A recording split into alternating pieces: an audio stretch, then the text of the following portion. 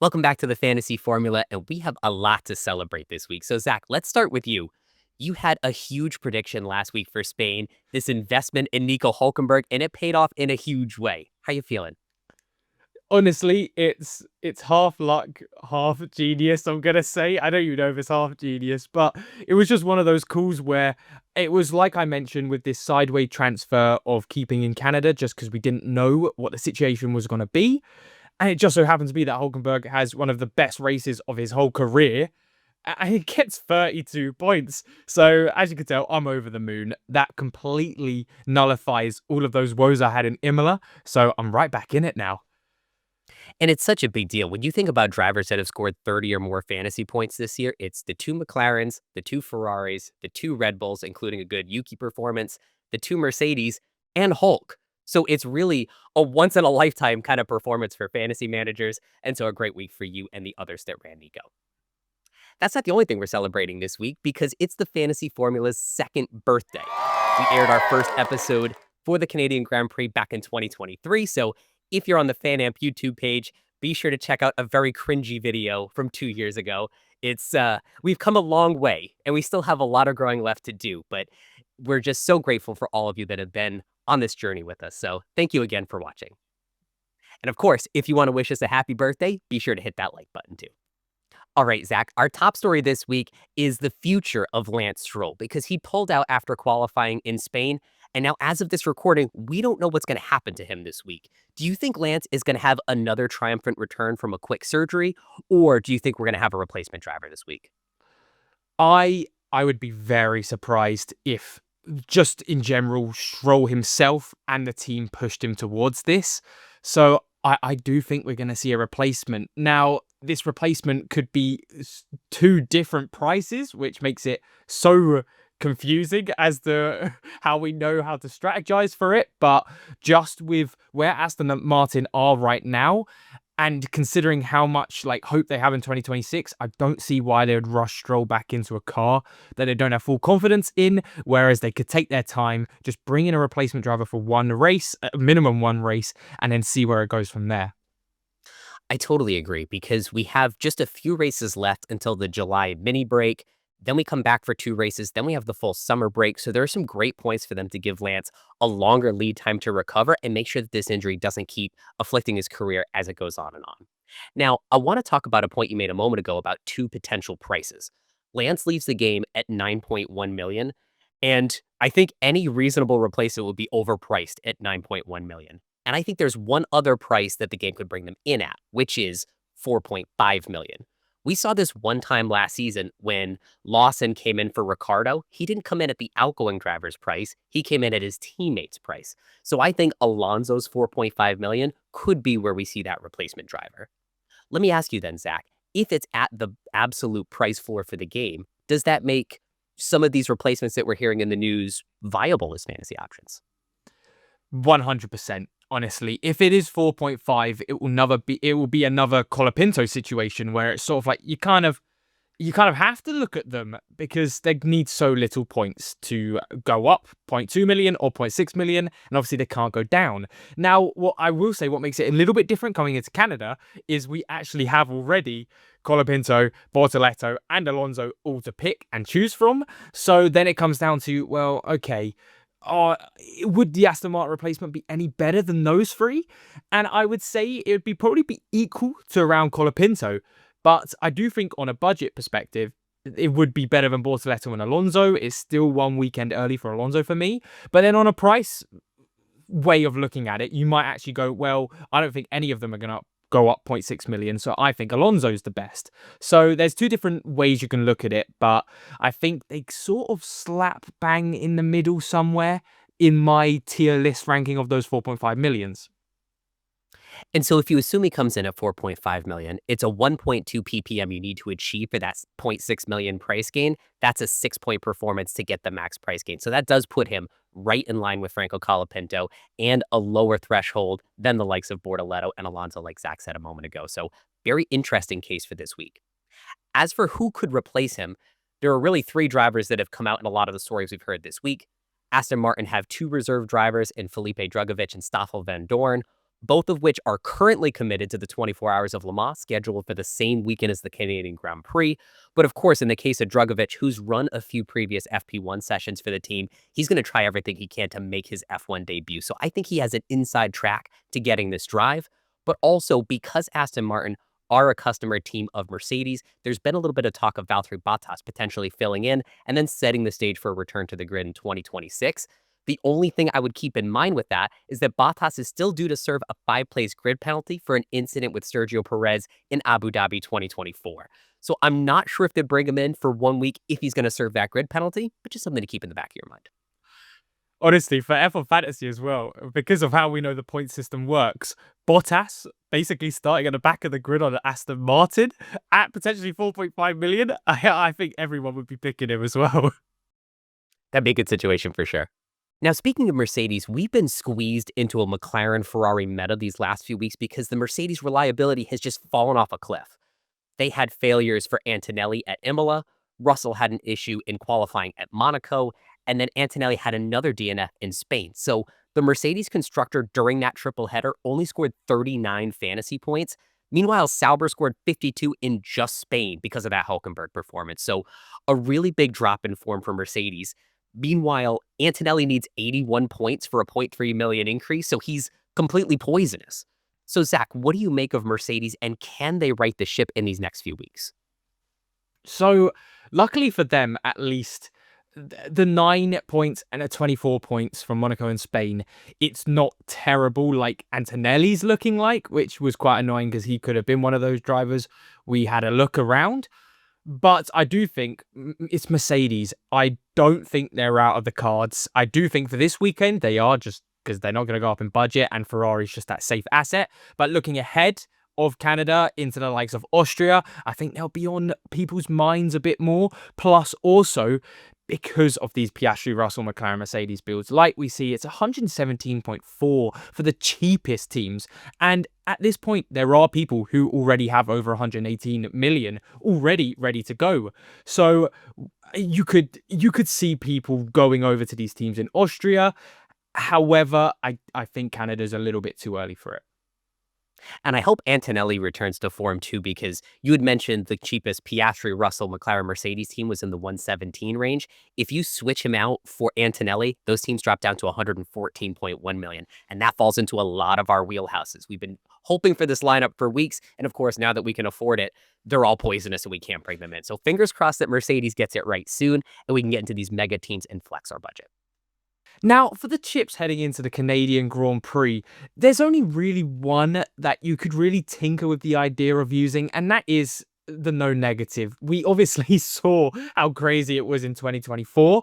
And even though right now it doesn't look like there's going to be any rain on the forecast, so it doesn't look like we should be using it for now, just keep an eye on something like this, because it would be one of those tracks, if rain does come within the next week on that forecast, it would be one I would probably push towards something like this.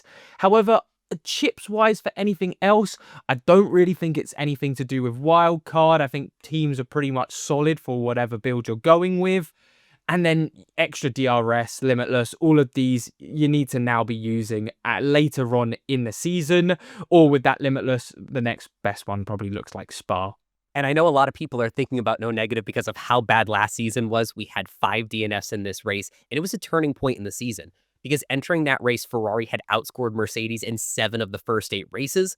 But then Mercedes finished P3 and P4 in that race, and Ferrari double DNF'd. So the Mercedes constructor scored 74 points compared to Ferrari's negative 16.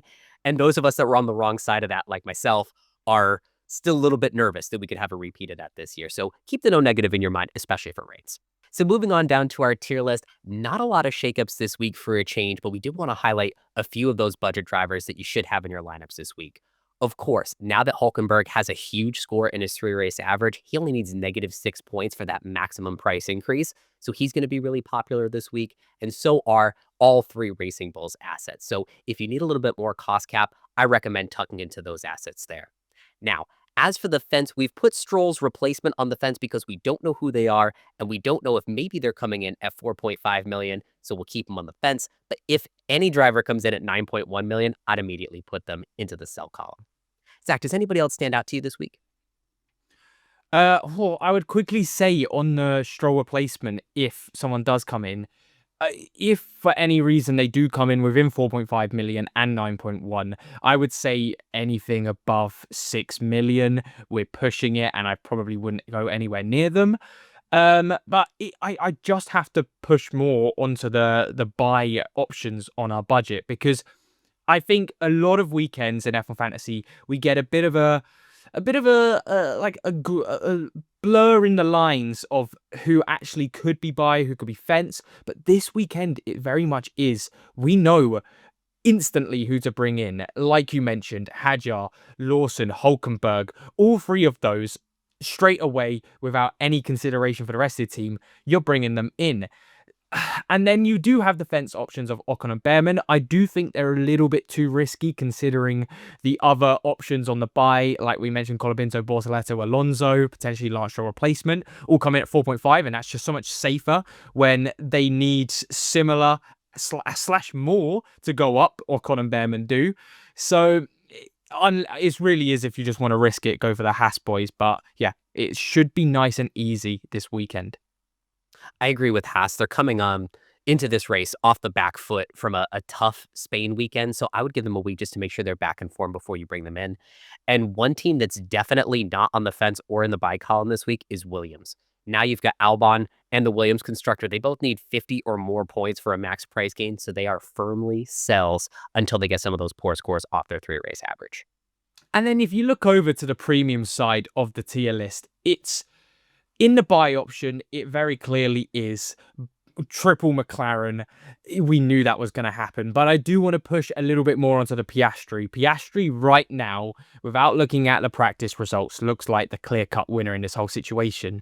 Out of everyone, he only needs 22 points to go up 0.3 million. And when we've got someone like Leclerc, who's the next closest on the budget, going up 24 for 0.3, that's definitely a lot more risky. But of course, if you want to go for that risk for only look half decent, that's why he's in the buy area. Lando's the interesting one because 100% if he looks good in practice, it would be a driver I would go and have a look at. But at 39 points, he would have to definitely win the race. Otherwise, this could really hurt your points and your budget. So it is definitely much more of a risk. And then you've also got Red Bull in the buy option. Again, this is the constructor I would only recommend if we do see a bit of the stats and Verstappen looks like he's flying. Otherwise, again, it looks like McLaren and Ferrari to clear-cut winners here. And so bringing it all together, let's talk about some of the top lineups for the Canadian Grand Prix this weekend. We've dubbed this first team the snoozer because it's what a lot of us ran in Spain, but just making sure you have Hulkenberg in. So that's Piastri, Hulkenberg, Hadjar, Lawson, Colapinto, McLaren, Ferrari coming in at 109 million. So it's affordable to a lot of teams. You're making sure you have the Racing Bulls and Hulk from the previous meta. And of course, Ferrari, if you're thinking about anyone else as your second constructor, they've been a top 3 scoring constructor in 7 of the first 9 races of this year. And they've scored at least a 10-point fastest pit stop in 6 of the last 7. So their scoring floor is as high as anyone on the grid.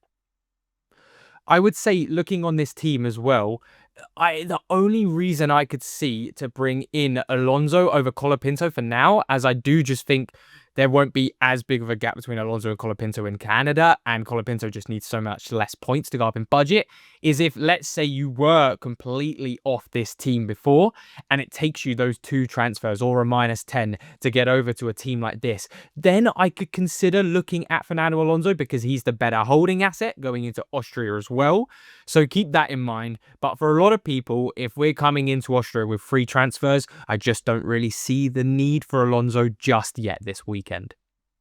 So moving on to team number 2, this is a lineup that we scoffed at earlier in the season, but it's fool me once, shame on you, fool me twice, shame on me.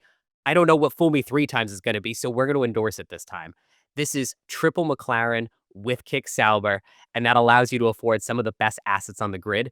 And if we just talk about the Constructors' Championship for a minute to talk about how great McLaren are, in that triple header we just had, McLaren scored 116 championship points, compared to 128 championship points for Red Bull, Ferrari, and Mercedes combined.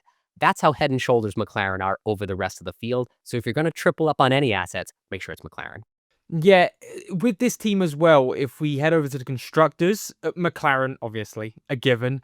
It's the Sauber one that's interesting because Sauber does actually look like a half decent asset to have with the budget, and they can sneak in a few points. I would say if you could upgrade to VCarb, it still definitely is the better option because yes, Sauber did get a whopping amount of points, over 50 at the Spanish Grand Prix. I prefer VCarb's average points because VCarb picked up 31 in Monaco and 35 in Spain, whereas Sauber got 7 in Monaco and 52 in Spain. So I don't like how different Sauber's points can be, and VCarb looks like the clear-cut best, basically. Williams, VCarb, it was that situation, but now, of course, not Williams because of their DNF. So yeah, I would recommend potentially going up to VCarb if you have the budget for that as well. And if you don't, too, you could also downgrade Lando Norris to Charles Leclerc, and Leclerc and Racing Bulls with this lineup can be had for 111.7 million. So very affordable with some of the same benefits. So now heading into our final team selection, this one is by no means the best team out there, but it's the one that everyone can afford. And I say this because it costs around 92 million. And I would only go for this team if you did not have the minimum, which I believe for the Piastri, McLaren, Ferrari teams would be 105.3. So if you have less than 105.3 million in the bank, this is the team for you. It's got the best B tier constructor for now on points and budget heading into Canada. We've also got McLaren, definitely the best A tier constructor. And then it follows the same format that we're really running, just basically not having Ferrari instead. So these teams will get you good budget and good points. So I highly recommend this to anyone, like I mentioned, who has less than that amount to just get up to the Piastri, McLaren, Ferrari teams. Let's head over now to the Fan Amp picks from last week. And Zach, you took home the win in Spain. Congratulations. It looks like Terry has forgotten to set his Grand Prix picks once again, because 108 points, I don't know if he would have a pulse if he did put picks in. So we'll take any win over Terry we can get. And this week's gift card winner is CBE Saunders, so congratulations to you. And as always, if you want to play against Zach, Terry, and I every week, head on over to the Fan app and play our picks competition today. And finally, Zach, let's look at the Fantasy Formula Featured League. We still have the same P1 team, that's Alpha Team MB, and they ran a pretty basic lineup this week. It was Alonso, Sainz, double Racing Bulls, and the rest of the meta with Piastri and McLaren and Ferrari. So in doing this, they've opened their lead up to 57 points in our league, and they've held on to P1 in the global league. So very cool to see that our P1 and the global P1 are the same team. Huge congratulations. We'll be live again this Saturday at 3 p.m. Eastern, 8 p.m. BST to get you ready for the Canadian Grand Prix. Until then, thank you all for watching. Take care.